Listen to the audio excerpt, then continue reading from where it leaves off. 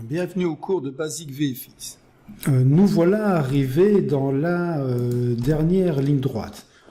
Nous avons toutes les couches mises en place, le flou, les petits effets sur les réacteurs, les différents effets vidéo, les blocs qui tombent, les petites particules dans notre scène. À ce stade, les choses fonctionnent, mais nous allons quand même vraiment travailler les bases, comme par exemple cette ombre qui est toujours présente. Alors, on va le fait qu'on ait séparé cette ombre, on va pouvoir facilement la faire disparaître sans toucher au reste de la vidéo. Donc je vais arrêter le rendu. Pour appliquer cet effet proprement, je vais aller sur mon Adjustment Layer et dans mes effets contrôle, je vais tout simplement désactiver les flous. Ça me semblera plus propre pour travailler. Alors cette ombre, on voit qu'elle est toujours présente. Je vais tout simplement la faire disparaître au fur et à mesure de l'éboulement de Terra. Donc je vais regarder mon ombre portée à partir de cet endroit, elle va pouvoir progressivement disparaître pour être complètement disparu à ce niveau-ci. Donc que vais-je faire? Je vais aller sur le calque Shadow. Je vais ouvrir avec le petit triangle ici. Je vais aller chercher les transformations. Et dans les transformations, j'ai l'opacity. Pour animer une couche, il suffit tout simplement dans After Effects de cliquer ici sur le petit chrono. Ok? Donc je vais me mettre au début de mon action. Donc je veux que l'ombre disparaisse à partir de ce moment. Je vais appliquer une clé. Donc automatiquement, on voit qu'on est en surbrillance bleue. Je vais aller jusqu'au moment où je veux qu'elle soit complètement disparue. Et je vais tout simplement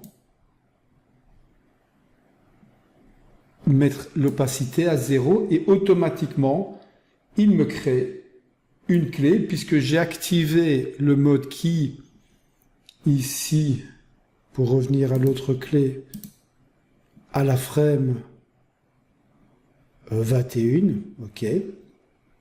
Je peux à tout moment bouger ma clé, la remettre un petit peu avant, un petit peu après. Donc là, on peut faire barre d'espace et on voit que mon ombre disparaît pour ne plus avoir d'ombre à l'intérieur ou au-dessus de ma crevasse.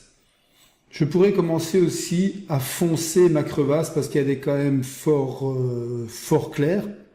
Pour foncer ma crevasse, il suffit tout simplement que j'aille sur la couche de destruction de ma crevasse. Ok, donc on est sur la destruction 0,1 et je peux tout simplement dans les effets avec un clic droit sur cette couche aller dans le Color Correction et mettre un Brightness and Contrast sur cette couche. Donc je peux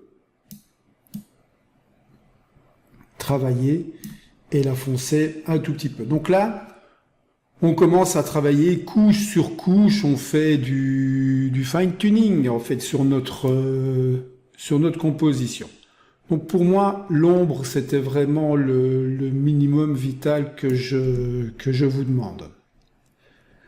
Ensuite, le minimum vital, c'est aussi de retoucher, parce que quand on regarde, évidemment, grâce au flou de profondeur de champ, on a une intégration qui se passe un peu mieux, mais en regardant mes blocs ici, on a des blocs qui sont aussi fort clairs, qui n'ont pas la teinte de mon environnement de base, donc je pourrais aussi travailler sur les effets de mon bloc Mais là, je vais plutôt rajouter une couche supplémentaire sur toutes mes couches. Ok, on a vu dans la vidéo précédente qu'on pouvait appliquer. On a vu dans la vidéo précédente que l'on pouvait appliquer des effets sur toutes les couches en même temps, avec la couche d'adjustment layer. Donc là, on en a déjà fait une avec les blurs, avec la ZDF, donc la profondeur de champ et le flou de mouvement. Mais je vais encore en refaire une pour ne pas le remettre sur le même que mon adjustment layer de blur. Je vais refaire un adjustment layer qui va se mettre au-dessus du blur et je vais le renommer. Je vais appeler ce calque color grading. En fait, le color grading, c'est un petit peu les retouches que je vais faire pour unifier toutes ces couches. Et dans mon color grading, je vais diminuer un petit peu avec la roulette la taille de ma compo pour bien la voir en entier. Je peux aussi réactiver les blurs. Et donc dans mon color grading, je vais aller mettre un effet de color correction. Je peux travailler par exemple avec le color balance. Le color balance, il va me permettre de rebooster un petit peu le rouge. Je vais désactiver les blurs parce que je n'aurai pas de temps réel sur mon color grading. Donc je peux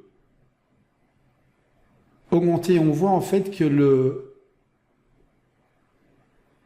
la transformation se fait vraiment sur tous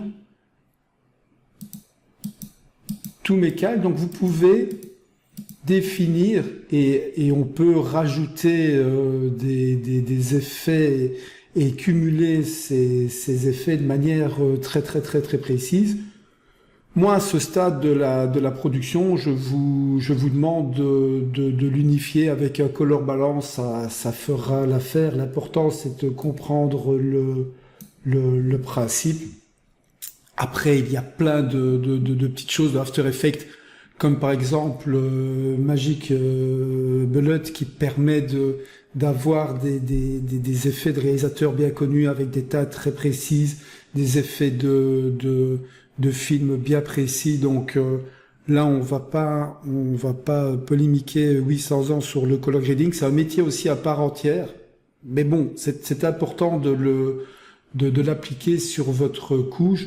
Ça nous permet vraiment d'unifier, j'appuie sur la barre d'espace, ça nous permet vraiment d'unifier toute la composition.